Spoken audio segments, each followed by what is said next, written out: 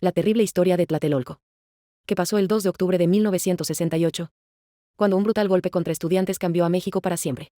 La historia que derivó en una masacre empezó con una pelea de estudiantes en el centro de Ciudad de México.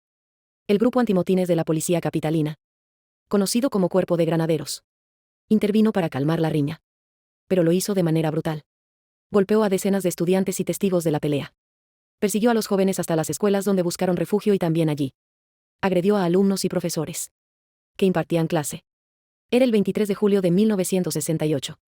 En esa época la policía mexicana tenía fama de cometer abusos. Pero la agresión a los estudiantes fue excesiva. 4 días después, estudiantes de la Universidad Nacional Autónoma de México, UNAM, y del Instituto Politécnico Nacional, IPN, organizaron una marcha contra la violencia policial. Pero la caminata, a la que se sumaron miembros del Partido Comunista Mexicano, fue reprimida por los granaderos. A partir de ese momento empezó un movimiento estudiantil que en pocas semanas creció rápidamente. La UNAM, el IPN y otras universidades del país se declararon en huelga. Las autoridades reportaron autobuses quemados y el estallido de artefactos explosivos.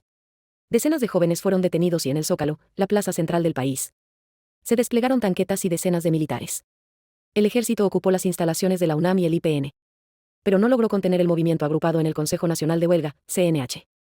El rector de la Universidad Nacional, Javier Barros Sierra, renunció en protesta por la invasión a la autonomía universitaria. El movimiento solo fue contenido hasta la tarde del 2 de octubre.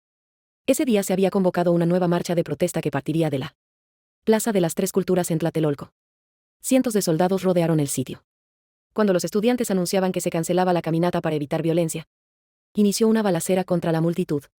Más de 50 años después, aún no está claro dónde empezaron los disparos. Tampoco se sabe realmente cuántas personas murieron o fueron heridas. Pero el ataque se convirtió en un parteaguas en la historia del país. Desde el 2 de octubre de 1968 México fue otro, social y políticamente distinto al del día anterior. Poco se habla del entorno social y político que había en el país por esos años, que motivó el acelerado crecimiento del movimiento estudiantil de 1968. Un momento que explica también la fuerte reacción del gobierno del entonces presidente Gustavo Díaz Ordaz. Desde los años 50 y en la siguiente década, en el país se registró una serie de movimientos de médicos, ferrocarrileros, electricistas, campesinos y estudiantes. En todos los casos, las protestas fueron disueltas por policías y militares.